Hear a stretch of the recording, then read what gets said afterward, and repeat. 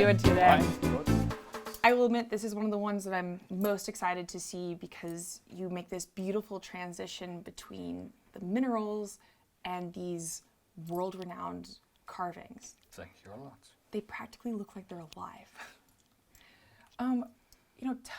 How is it that you make the eyes look like they're looking at you? Good, the eyes is a very important part of the gemstone carvings because they really need to look. Say, for example, when you see this rabbit, let me take it out, please. You see this rabbit, it's really have a pupil and the eyes, and when you look at it, it's really look on you. Mm-hmm. And that makes it really special. Some of the other art objects you see, they have diamond eyes or things. That's not, looks not really natural. So I try with my compositions and with art objects to get them as natural as possible. And I love too that you have so perfectly selected. Are these agates that you've made the eyes out of? So in this kind, this is agates, yeah. And it just has this feeling of being alive. You're worried that it's going to hop out of the case. Yeah. I try always to be as close as possible to nature. And, using those natural mediums to do it. Sure. What other fantastic things do you have in here? Let me explain that as a second year I'm here in the Westward Look Show. Really? Yeah, and I decided to, for this show, to make 4 smaller pieces for sale. And one really highlights piece for the show, which we're talking later. So the rabbit, here's a mouse, which you can see. It's also smoky quartz mouse. So are these all newer pieces? Yes, I produced them all the last 3 months, special for this show. All of these in the last 3 months? No, the weasel not and the rooster not, but the other one, yes. You are truly a master. Yeah, my problem is I have not a big stock of things to sell. So most of the works I do is in waterworks. Mm-hmm. And when you come to the show, and I really love the show, the Westward Look Show is great, and you need to have some objects to show and also to sell. Yeah. So I decided at end of November to stop my normal production a little bit and produce some smaller carvings to show people. And so these are out of smoky quartz? Yes, this is smoky quartz here, but you see also different colors. This is more light brownish light. This is, for example, a really nice dark brown color, the toad. And so is this Swiss smoky quartz? Is this alpine or? It's mostly Brazilian agate. Okay, Brazilian quartz. Yeah. Yes, exactly. Well, that's how you get the incredible gemminess and the variety.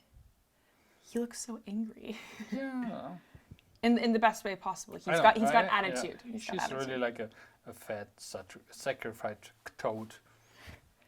It's remarkable the texture that you're able to put here. It gives you that same sort of tactile feel, and even if you're not touching it, you kind of get that feeling of how it would feel. But you need to touch it. The carvings you need to touch to feel it.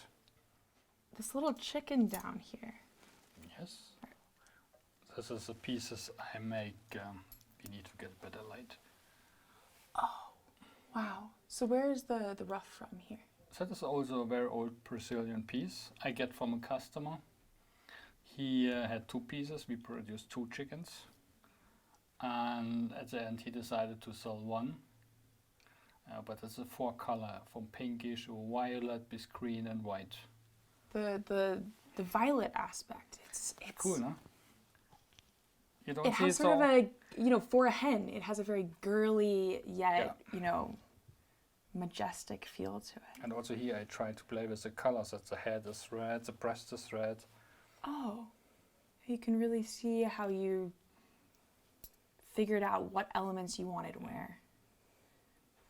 And also the size, so exact this size of the rough stone, so I keep as much as possible.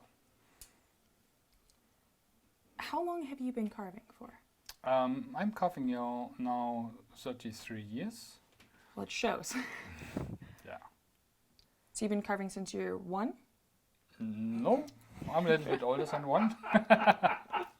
I started my apprenticeship time as 18 years old. Before I was on business school, to learn also the business aspect of our business. Yeah, yeah. Sorry, my English is not so good.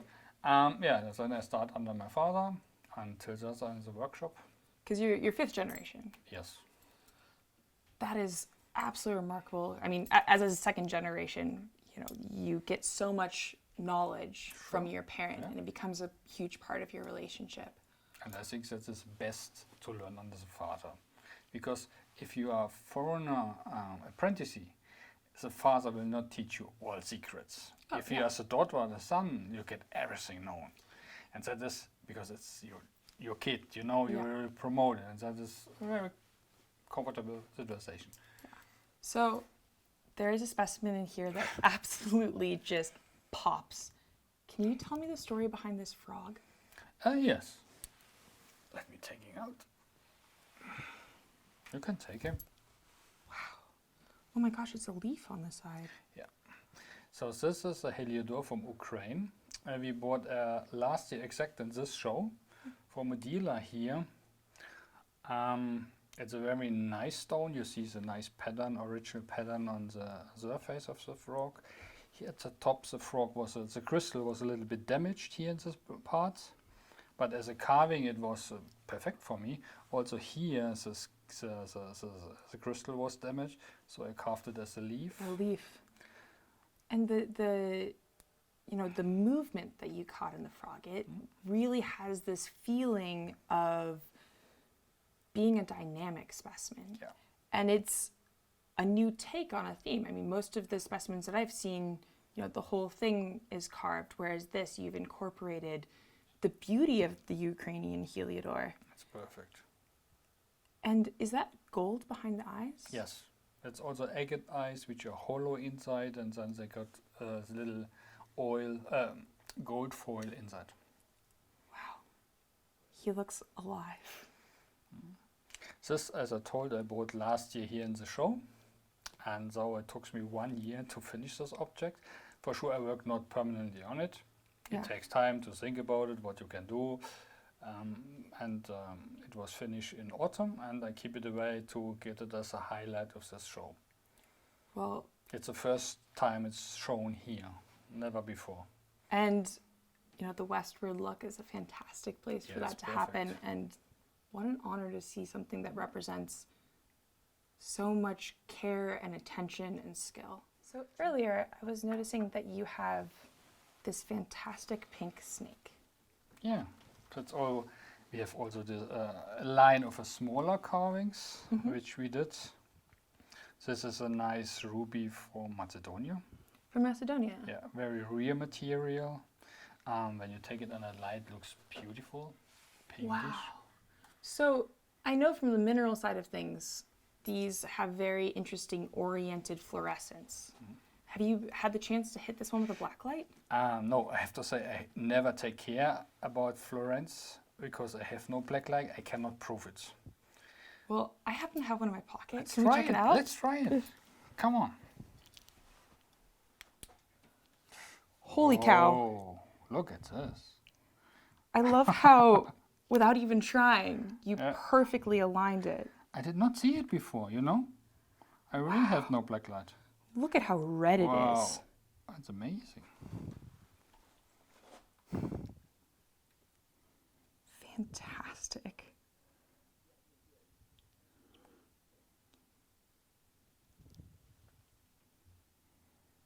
That's orange, huh?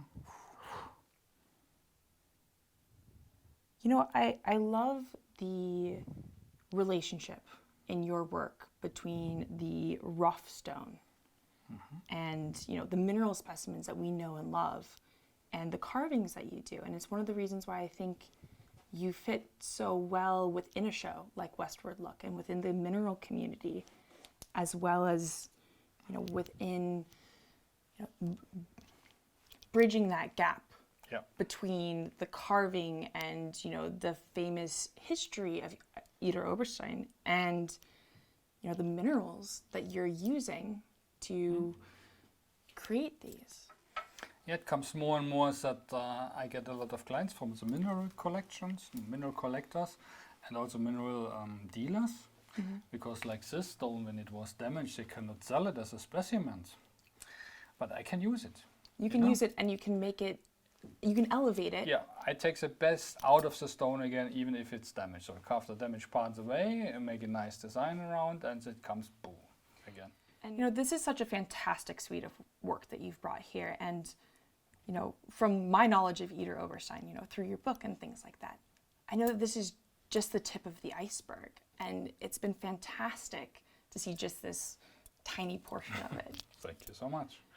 I will try to arrange now an exhibition. It will get the title of the 4 Grandmasters of Idar-Oberstein. So the idea behind this are 4 families, the best of the best, in different sections. So one is modern cutting, one is cameo carving, the classical cutting.